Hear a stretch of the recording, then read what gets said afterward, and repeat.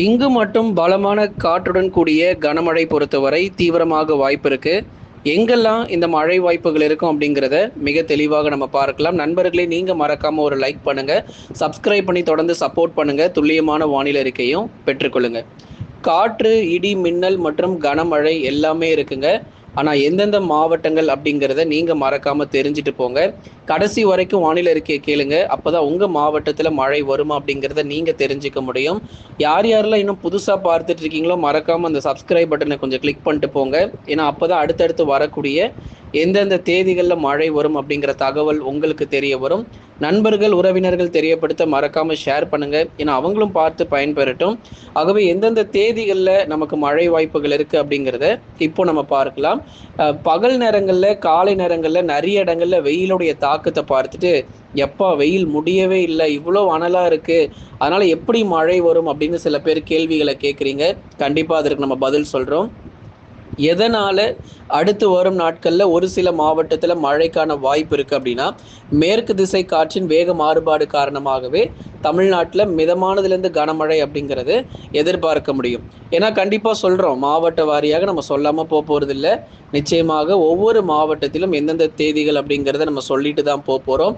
அதனால எதனால முதல்ல மழை வரப்போகிறது அப்படிங்கிறத நீங்க தெரிஞ்சுக்கோங்க. மேற்கு திசை காற்றின் வேக மாறுபாடு காரணமாக தான் இந்த மழை பொழிவு, அதிலும் குறிப்பாக வட தமிழகத்துல, தென் தமிழ்நாட்டில் கிடையாதுங்க, வட தமிழ்நாட்டில் அதிக அளவு நமக்கு மழை பொழிவு அப்படிங்கிறது எதிர்பார்க்க போறோம். சரி, எந்த தேதியில வட தமிழ்நாட்டில் மழை வரும் அப்படின்னா, வருகிற ஜூன் 26ல இருந்து 30க்குள்ள பகுதி பகுதியாக, ஒரே நாள்ல எல்லா பகுதிகளுக்கும் மழை பெய்திராது. ஒவ்வொரு நாளும் ஒவ்வொரு பகுதியாக நமக்கு மழை கிடைக்கும். உதாரணமா சென்னை, திருவள்ளூர், காஞ்சிபுரம், செங்கல்பட்டு ஒரு நாள் மழை கிடைச்சதுன்னா, இன்னொரு நாள் வேலூர், திருப்பத்தூர், ராணிப்பேட்டை போன்ற இடங்கள்ல மழை வாய்ப்பு இருக்கும். இப்படி இது போல பகுதியாக ஒதுக்கி தான் நமக்கு மழை இருக்கும். ஒரே நேரத்துல 15 மாவட்டங்கள், 20 மாவட்டங்கள்ல மழை பெய்யாது அப்படிங்கிறத தெளிவா புரிஞ்சுக்கோங்க. அது எந்த தேதியிலிருந்து எந்த தேதி வரைக்கும் பகுதியாக ஒதுக்கி மழை பதிவாகும் அப்படின்னா, ஜூன் 26ல இருந்து 30 தேதிக்குள்ள. சில மாவட்டத்துல ஜூன் 25 தொடங்கிடும். 25 இரவு நள்ளிரவுலே சில மாவட்டங்களில் மழை பெய்ய ஆரம்பிச்சிடும். சில மாவட்டத்தில் ஜூன் 26 இரவு நள்ளிரவுலேருந்து ஜூன் 30 இரவு நள்ளிரவு வரைக்கும் அவ்வப்போது விட்டு விட்டு பகுதியாக ஒதுக்கி மட்டும் ஒரு 15 நிமிஷத்துலேருந்து ஒரு அரை மணி நேரம் தான். ரொம்ப அதுக்காக நாள் முழுவதும் கனமழை, வெள்ளப்பெருக்கு, அதி கனமழை, ரெட் அலர்ட்டு இந்த மாதிரி எச்சரிக்கையெல்லாம் கிடையாதுங்க. ஒரு 15 நிமிஷத்துலேருந்து ஒரு அரை மணி நேரம் வரைக்கும் அதிகபட்சம் நமக்கு மழை பதிவாகிட்டு ஓய்வு கொடுத்துரும். ஆகவே இந்த நாட்களில் மட்டும் இந்த வட தமிழ்நாட்டில் இருக்கக்கூடிய அநேக பகுதிகளில் நம்ம கொஞ்சம் எச்சரிக்கையாக இருப்பது மிகவும் அவசியமாக இருக்கிறது. ஆகவே வருகிற ஜூன் 26லேருந்து 30 வரைக்கும் இந்த மாதம் முடிகிறதுக்குள்ள நிறைய இடங்கள்ல மழை பொழிவு பதிவாகிய பிறகுதான் ஜூலைக்குள்ளேயே நம்ம போகிறோம். ஏற்கனவே சில இடத்துல மழை வராமல் கிடையாது. ஏற்கனவே சென்னை, துரைப்பாக்கம் மற்றும் அதன் சுற்றுவட்டார பகுதிகள் இங்கெல்லாம் நமக்கு மழை வந்திருக்கு. காஞ்சிபுரம், ஸ்ரீபெரும்புதூர் மற்றும் அதன் சுற்றுவட்டார பகுதிகள்லாம் கடந்த சில நாட்களாக நமக்கு மழை வந்து கொண்டு இருக்கு. இன்னும் நமக்கு எங்கெல்லாம் மழை பெய்யாமல் இருக்கோ, கேடிசிசியில் சென்னை, திருவள்ளூர், காஞ்சிபுரம், செங்கல்பட்டில் இன்னும் எங்களுக்கு மழையே வரலங்க, ஆனால் அந்த பகுதிகளில் எங்கள் பக்கத்து ஊரில் மழை வந்துச்சு, ஆனால் எங்கள் ஊரில் பார்த்தா ஒன்றுமே மழையவே காணும் அப்படின்னு சொல்கிற சில பகுதிகள் இன்னமும் இருக்குது. அப்படி ஒருவேளை உங்கள் பகுதிகள் இருந்துச்சுன்னா இப்போ இந்த சொல்கிற தேதிகளுக்குள்ள நிச்சயமாக நமக்கு மழை வரும். மழை வந்த பகுதிக்கும் மழை இருக்குது, வராத பகுதிகளுக்கும் பலத்த மழையாக இந்த ஜூன் இறுதியில் நம்ம எதிர்பார்க்க முடியும். அடுத்ததாக, இது எப்பொழுது இந்த மழைக்கான வாய்ப்பு இருக்குன்னா, காலை பகல்ல எல்லா நாளும் வெயில் தான், அதுல எந்த மாற்றமும் இல்லை. அதுக்காக டேட் அனௌன்ஸ் பண்ணிட்டோம் அப்படிங்கிறதுக்காக பகல்ல மழையை நீங்க எதிர்பார்க்க முடியாது. பகல்ல வெயில் அதிகமாக தான் இருக்கும், அனல் காற்று தான் வீச போகுது, அதுல எந்த விதமான மாற்றமும் இல்லை. ஆனா சொல்லக்கூடிய தேதிகள்ல இரவு நள்ளிரவுல நீங்க மழை வாய்ப்புகளை, அதிலும் குறிப்பா வட தமிழ்நாட்டுல எதிர்பார்க்க முடியும். ஆகவே காலை மற்றும் பகல் நேரங்களில் வெயில் காணப்பட்டாலும் மாலை மற்றும் இரவில் பரவலாக வெப்பசலன, இடி, மழை பொழிவுகள், சில இடங்களில் அடைமழை உறுதியாகவே நமக்கு பதிவாகணும். காற்றுடன் கூடிய மிதமானதிலிருந்து கனமழையானது வெளுத்து வாங்கிடும். ஆகவே தொடர் மழை பொழிவாக நம்ம எதிர்பார்க்கலாம். இந்த மாலை நேர மழை பொழிவு அப்படிங்கிறது எங்கெல்லாம் இருக்குங்கிறத நம்ம முதலாவதாக சொல்லிடுறோம். சென்னை, திருவள்ளூர், காஞ்சிபுரம், செங்கல்பட்டு, விழுப்புரம், கடலூர், புதுச்சேரி மற்றும் காரைக்கால், கள்ளக்குறிச்சி, வேலூர், திருப்பத்தூர், ராணிப்பேட்டை, திருவண்ணாமலை, சேலம், நாமக்கல், கரூர், திருப்பூர், ஈரோடு, கிருஷ்ணகிரி மற்றும் தருமபுரி உள்ளிட்ட மாவட்டத்தில் இந்த மாதம் முடிவதற்குள் பரவலாக மிதமானதிலிருந்து கனமழை பெய்த பிறகுதான் ஜூலை மாதமே உங்களுக்கு வரப்போகிறது. அதனால கவலைப்படாதீங்க. பகல்ல வெயில் அதிகமாக இருக்கு, அனல் காற்று அதிகமாக இருக்கு அப்படின்னு சொல்லிட்டு, நிச்சயமாக வெயில் நமக்கு அடுத்து வரக்கூடிய இந்த ஜூலை மற்றும் ஆகஸ்ட் மாதங்கள்ல கொஞ்சம் கொஞ்சமா அந்த வெயிலுடைய உணரக்கூடிய வெப்பநிலை அப்படிங்கிறது சற்று இயல்பு நிலை அப்படிங்கிறது திரும்ப ஆரம்பிக்கும். மறுபடியும் தென்மேற்கு பருவமழை பொறுத்த வரைக்கும் வலுப்பெற வாய்ப்பு இருக்கு. இந்த ஜூன்ல அவ்வளோதாங்க. இதுக்கு அடுத்து ரொம்ப சிவியர்லாம் இருக்க போறது இல்லை.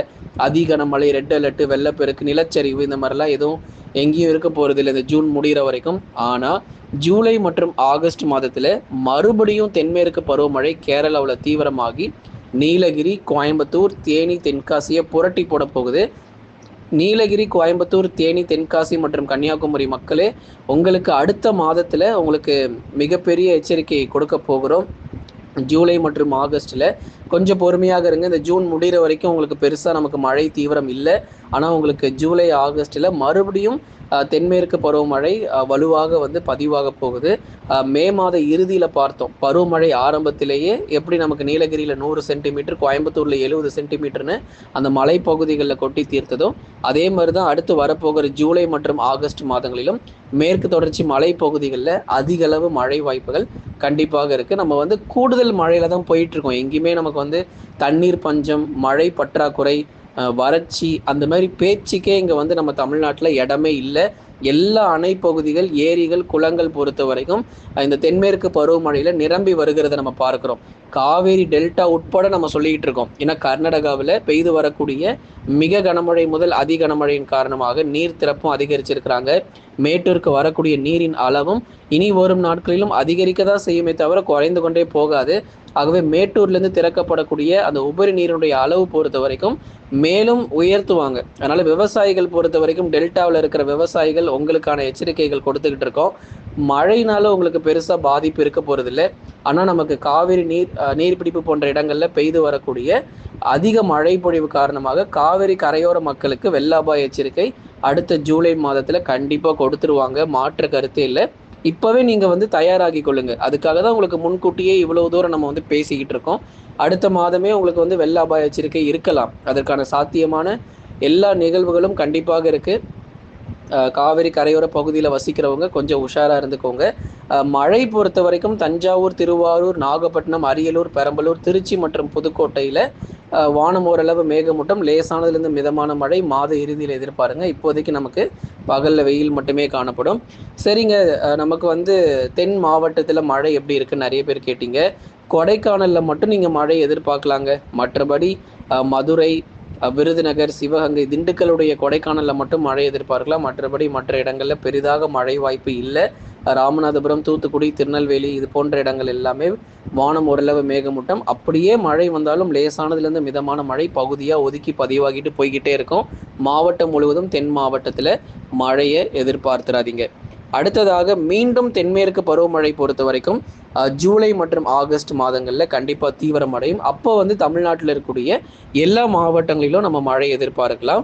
வரும் நாட்களில் கேரளாவில் கனமழையும், கர்நாடகா, மகாராஷ்டிராவில் மிக கனமழை தொடர்ந்து பதிவாகும். ஏன்னா கேரளாவில் வந்து இப்போ கொஞ்சம் மழை தீவிரம் குறைஞ்சிருச்சு. முன்ன மாதிரி இல்லை. முன்னதான் வந்து நமக்கு அதீத கனமழைலாம் இருந்துச்சு. இப்போ கேரளாவில் மழை தீவிரம்லாம் கொஞ்சம் குறைஞ்சி போச்சு. கனமழை மட்டும் எதிர்பார்த்தா போதும் கேரளாவில். ஆனால் கர்நாடகா, மகாராஷ்டிரா அப்படி இல்லைங்க. இந்த 2 மாநிலங்களுடைய கடலோர பகுதிகளில் மிக கனமழையும், மற்ற இடங்களில் கனமழைக்கான வாய்ப்புகள் இந்த 2 மாநிலங்கள் கர்நாடகா மற்றும் மகாராஷ்டிராவில் நம்ம எதிர்பார்க்கிறோம். நண்பர்களே, நீங்கள் மறக்காமல் ஒரு லைக் பண்ணுங்கள், சப்ஸ்கிரைப் பண்ணி தொடர்ந்து சப்போர்ட் பண்ணுங்கள்.